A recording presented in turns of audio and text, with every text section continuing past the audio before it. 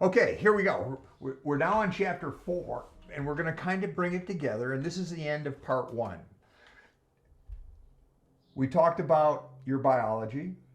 We've talked about the impact of your beliefs and culture and values.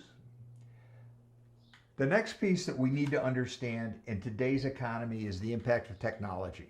I mean, technology is everywhere. Technology is nothing more than bringing science and engineering together to make our lives better, more efficient, easier.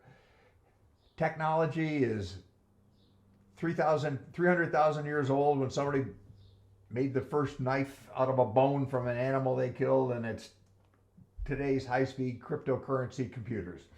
Technology is important, and there's a special area of technology that I talk about and introduce in this chapter. It's called fintech. It's called financial technology. Financial technology is everything and anything that happens with money that's delivered digitally, very simply. Fintech's been around for quite a while. It's not new. It's been used for years to make spending easier, transactions easier, accounting easier, the whole process of money. As a matter of fact, fintech in the 60s and 70s was the reason or the catalyst for the computer revolution. I mean, think back in the day, you had office buildings full of people with handheld calculators doing budget sheets and things like that. And in the 60s and 70s, IBM introduces the first computers, and it kind of took off from there. And then the big change was the personal computer in the 80s and 90s, IBM and Apple also. But today, this is what I'm concerned about. Today, you have the capability with a computer on your desk, a phone in your hand, and a digital watch to spend money faster, quicker than you ever thought possible. And because of our natural wiring as humans, we are very susceptible to getting caught in this circle of fintech where spending is easy. They take advantage of our brains.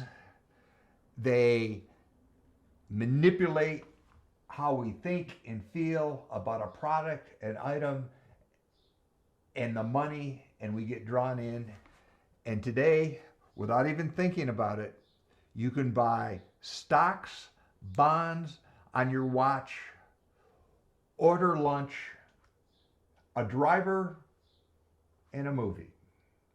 That is amazing. However, your brain is not caught up. So I'm going to give you a couple of takeaways, and what I was hoping to convey in this chapter was technology's here, it's not going to go away. It's everywhere. We can't live without it, but it's not always your friend.